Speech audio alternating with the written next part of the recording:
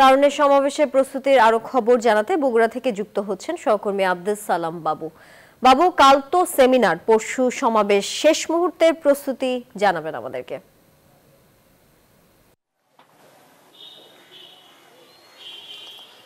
এই মুহূর্তে আমরা রয়েছি বগুড়া শহরের সেন্ট্রাল স্কুল মাঠে, যেখানে মঞ্চ প্রস্তুত করা হচ্ছে। 24 তারিখে এই মাঠেই সমাবেশ অনুষ্ঠিত হবে।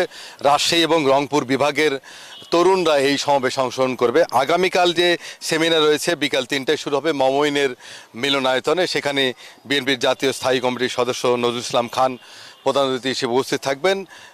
আজকে যুব দলের কেন্দ্রীয় সভাপতি আব্দুল মোনায়েম মুন্না, সাধারণ সম্পাদক নুরুল ইসলাম নয়ন, স্বেচ্ছাসেবক দলের সভাপতি এস এম জিলানি, সাধারণ সম্পাদক রাজীব আহসান, ছাত্র দলের কেন্দ্রীয় নেতৃবৃন্দ সহ বগুড়া নেতৃবৃন্দ আজকে বগুড়া প্রেস ক্লাবে সাংবাদিক সম্মেলন করেছেন এবং এই সাংবাদিক সম্মেলনের মাধ্যমে তরুণ যুব সমাজকে তারা এই সমাবেশ এবং সেমিনারে আসার আহ্বান জানিয়েছেন এবং সর্বশেষ যে প্রস্তুতি সেই প্রস্তুতি সম্পর্কে তারা আমাদেরকে অবগত করেছেন। জেলা বিএনপি সভাপতি রেজাউল করিম বাদশা জানিয়েছেন যে তাদের সকল প্রস্তুতি সম্পন্ন হয়েছে।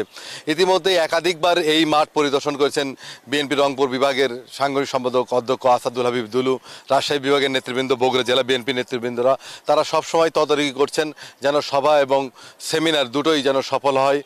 মমইনের মিলনায়তনও পরিদর্শন করেছেন গতকাল নেতৃবৃন্দ। জেলা বিএনপির নেতৃবৃন্দ সহ যুব দল, ছাত্র দল, স্বেচ্ছাসেবক দলের নেতাকর্মীরা আমাদেরকে জানিয়েছেন যে তাদের সবগুলো ইউনিটেই আনন্দ উচ্ছ্বাস বিরাজ করছে।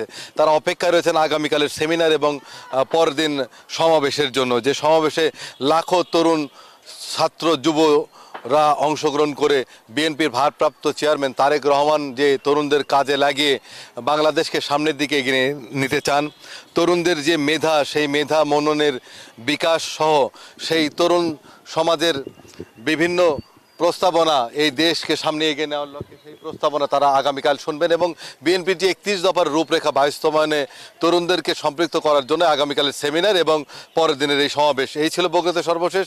ফিরে যাব স্টুডিওতে। তানিয়া। বাবু, আপনাকে ধন্যবাদ যুক্ত থাকার জন্য।